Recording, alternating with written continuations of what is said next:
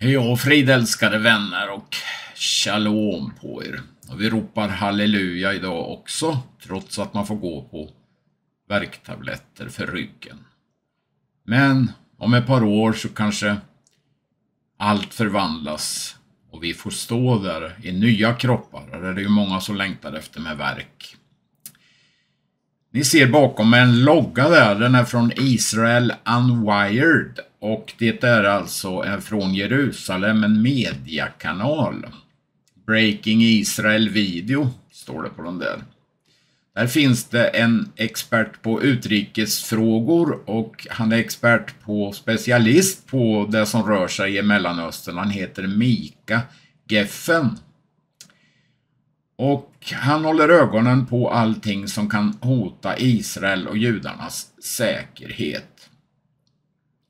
Och att han nu citerar Tom Nash innebär ju att de nyheter som han levererar är troligen med i nätverket. Han har nämligen hans video med här. Och då är de antagligen då en väldigt djup kunnighet om läget, särskilt det geopolitiska läget just nu. Och det var ju Tom Nash som målade upp kartan på hur de strider om dessa två vägar, ni vet.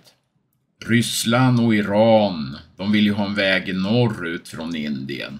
Medan västmakterna och Israel och Saudiarabien, de vill ha en väg söder om det här då, som går genom israeliska hamnar. Och det här kommer ju, säger James Cadiz, ge Israel en enorm förmögenhet. Och att de här nu står och i bokstavligen citerar vad som står skrivet i Hesekiel 38 och 39, det är ju fullkomligt enastående. Han säger nu, Nash, att han tror allting kommer gå tillbaka igen. Och det är ju precis vad Bibeln säger också, att Ryssland och Iran och det här kommer ju gå tillbaka och vänta på rätt time. Och rätt time skulle då i så fall kunna vara Harmageddon då. Hesekiel 38 och 39 kan alltså vara Harmageddon. Och nu vill jag citera vad han skriver här, som är taget ifrån den videon vi ska titta på, som är översatt till svenska då från Tom Nash. Även om många nyhetsbyråer insisterar på att detta är början på det tredje världskriget, kommer detta troligen att dö ut strax efter att Biden spänner sina muskler. När allt kommer omkring attackerade USA inte Iran direkt, utan snarare dess ombud, som man kallar proxys då. Detta var det mest uppenbara tillvägagångssättet under ett valår, och Iran visste naturligtvis om detta sannolika scenario. För Iran är dess ombud utformade att vara som att krossas då, som ett skydd för själva Iran då. De är i själva verket bara pjäser på ett schackbräde som är uppbyggt på ett sådant sätt att det skyddar regimen i Iran från ett direkt angrepp. Bidens team vet detta, och genom att bara attackera några av de shiitiska miliserna i Syrien och Irak ger det i princip Iran en paus. Biden vill inte ta och krossa ayatollorna under ett valår. Iran kan besluta sig för att attackera tillbaka, men för tillfället kommer de nog att vara tålmodiga och vänta på rätt tillfälle för att eskalera denna fråga då. Nu kommer allas ögon att riktas mot Gaza igen. Ta nu och läs Hesekiel 38 och 39, för de här grabbarna, ja, det är otroligt att de kan stå och citera detta geopolitiska läge utan att förstå egentligen skriften. De nämner inte Hesekiel 38 och 39, men konsekvensen av vad man säger är ju exakt vad denna profetia handlar om. Och så ska vi ha en sång idag med Kent Ronny. Sälaräng nummer 191. Lär mig Jesus ödmjuk vara. Ja, hur gör han det då? Jo, vi får gå igenom lite grejer då. För att böja oss så att säga då. Och så är kören Fader vår, Fader vår, Fader vår som i himmelen är. Text och musik Egon Sandelin. Gud välsigna er, så hörs vi senare här under dagen. Amen. Series of airstrikes in both Iraq and Syria, and I want to show you some new video that we have just gotten in of what's happening there on the ground. This is the aftermath of one of the strikes. The U.S. hit, we understand, 85 targets. The U.S. hitting Iranian-backed militants who were responsible for the drone attack in which 3 American soldiers were killed and dozens more were injured in Jordan. It is one of the military's most solemn rituals. At Dover Air Base in Delaware today, the Commander-in-Chief paying respect to the soldiers whose sacrifice was ultimate. 3 caskets holding Staff Sergeant William Rivers, who today received a posthumous promotion, and Sergeants Kennedy Sanders and Breonna Moffett, all 3 from an engineering unit based in Georgia. They were killed last weekend in their beds in Tower 22 in Jordan. You see, when this thing happened, the United States had 4 choices on how to respond. Choice number 1 was to do nothing, and that we can discard right away. That's not going to happen. I mean, there's just no way the United States can ignore something like that. Now, that leaves us with 3 choices. Number 1 is to attack Iran directly. Go to Iran and bomb the hell out of it. Now, obviously, that has its own complications, meaning that, obviously, number 1, most of Iranians don't even support the current regime. So who are you going to be punishing, really? Number 2, complexities on the military scale of things. It's a massive country. It's a complicated issue. And on top of it, who is going to clean up the mess? If you demolish Iran like you did Iraq, who's going to be there to pick up the pieces, to rebuild the country? What kind of mess are you going to create there post the Iranian regime? It might be even worse. On top of it, if you do that, you're essentially igniting a regional war. You're pushing the Hezbollah into war with Israel to retaliate, much like it happened with Iraq and Israel, with the US striking Iraq. On top of it, there's an election year in the United States. That's not a viable scenario for this administration. Now, let's talk about a different scenario. Of course, the United States could suffocate the supply of energy from Iran outwards. I mean, they export almost 2 million barrels a day. They could easily close that loop right away by bombing the distribution, bombing the supply chain, and essentially suffocating economically Iran, pushing to the downfall of the regime. Now, the problem with that specific issue is that it's going to create a massive supply chain issue globally, which is insanely inflationary. At the time when the United States is fighting inflation in an election year, trying to get it to 2% to say mission accomplished, hurting supply chains like this globally is going to be insanely counterproductive. Because you see, while the United States does not buy oil or energy from Iran, the pricing is global. And when one supply chain gets wrecked, the rest of the world pricing goes up. And that's not very good in an election year. That's not very good for inflation. So that option goes right the window. And that leaves you with one choice, really, which is the proportionate response against the perpetrators directly. The militias that were backed by Iran will be bombed by the United States, and they're going to be blown to smithereens. And although that option will be loud and there's going to be a lot of explosions, the problem with that option, it's not going to solve the underlying issue. It's like treating the symptom, not the source of the disease. You're not going after the people who sent these militia forces, i.e. Iran. You're going after the militia forces themselves, which the Iranians, 1, don't care about. Number 2, they can refarm them at any time because they usually farm these militia forces in countries that have weak governance, a lot of racial tensions, Sunni versus Shiite. There's a reason that work in Lebanon. There's a reason that work in Yemen. There's a reason that work in Iraq. There's a reason these countries are used to farm these militia forces.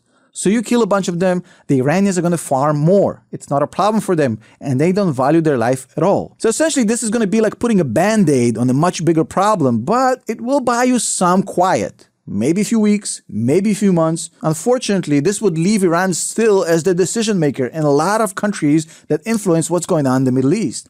De facto, right now, Iran already takes every single decision in Lebanon, every single decision in Syria, and most decisions in Yemen, and a lot of decisions in Iraq, We hear about 3 or 4 militia forces that they operate, 3 or 4 proxies, but Iran has tens of them. And they now essentially become an octopus in the Middle East that create destabilization, violence, and terror. And by striking a specific militia group, you're not really treating the problem. Now, what's going to happen right now, I think, is the US will choose strategically targets in Syria and in Iraq, but not in Iran. They're not going to strike in Iran. And the strategy would be very simple. Number one, destroy the current military capabilities of these militias, kill as many of them as possible, ruin their infrastructure, their training centers, and cut off the Iranian supply chain from Iran to Syria and to Iraq that power these militias. Now that would work for a while, but Iran will rebuild that road, they will rebuild that supply chain, and they will reform these militia forces. And you see, the problem with this strategy is that although it buys you some quiet, a few months of quiet, which is needed for the elections, it doesn't create a price. It doesn't charge Iran a painful price for what they've done. It does not deter Iran from future issues like this. It doesn't create any fear in Iran because Iranians have no issue losing a few proxies, breaking a few eggs to make an omelet. They don't care. They don't value their life whatsoever. These are just pieces on the chessboard for them. So what happens in life when you let a bully get away with it? When you don't stand up for yourself? When you enable somebody like that? When you appease a bully? Does the bully leave you alone? Did you ever in history heard about a bully that left somebody alone because they actually conformed and appeased the bully? Did it happen with Putin? Did it happen with Hitler? And actually, you don't have to go far to see how this thing works. We don't have to go to World War II and Hitler. We can look at what happened in Afghanistan. The way the US left Afghanistan led us to the invasion in Ukraine and to the war in Israel, no doubt. And now, the same thing is slowly brewing up in the Middle East. So appeasing the Iranians by letting them get off the hook with this is not a very good strategy. And you have to look at this whole thing in a wider context. Right now, the Middle East strategy for the United States has shifted. When we got to 2024, to an election year, their priorities has changed. And right now, the United States is pushing for de-escalation at any price. No regional war, complete quiet during an election year. The problem is this strategy may lead to some quiet in the beginning, but it's going to lead, ironically, to a massive escalation and an eruption of violence later. Remember that Seinfeld episode, Serenity Now, Insanity Later?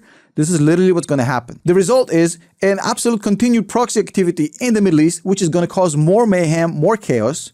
You're splitting Israel with this new ceasefire deal internally, which will weaken Israel and embolden Hamas, which will bring much more violence on the doorstep of the United States in this region. And it will come back to bite the United States in the ass after this whole thing blows over. Yes, they'll get a few quiet months, maybe even a year, but then it will come back worse than ever. But then, it's not going to be an election year, and it might be somebody else's problem, so who cares, right? More violence, more chaos, more insanity, more destabilization. So this is going to force eventually the United States to confront finally Iran. They're going to have to deal with the problem eventually, not just the symptoms. And after the election year goes away, they will. And at that point, Iran will be done. It will be barbecue chicken. Because although Iran can inflict some damage on Israel, maybe on the US, it is no match for the US military might. So it will be absolutely annihilated, and the regime will be replaced with somebody more comfortable, more convenient, and somebody more along the lines of what the United States can work with. But it will come at a greater cost of life on all sides, on greater loss of property, on greater loss of quality of life, of stability in the region, and all these things that we are now trying to protect by appeasing the Iranians will come back worse than ever when we have to hit it directly. And as the old saying goes, it's always darkest just before the break of dawn, which is exactly what we're seeing here. Things are about to get a lot worse because of these policy mistakes, but it will eventually lead to the downfall of the Iranian regime, which hopefully will bring this region back to stability and back to coexistence. Thank you so much. And before you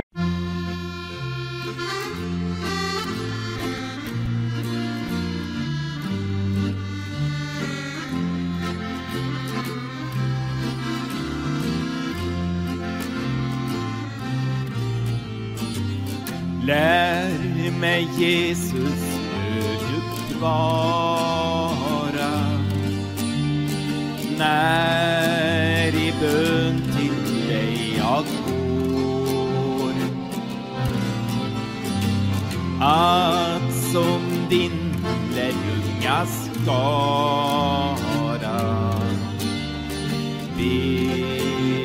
bönen Fader vår. Ja, Fader vår, Fader vår, Fader vår som i himmelen är.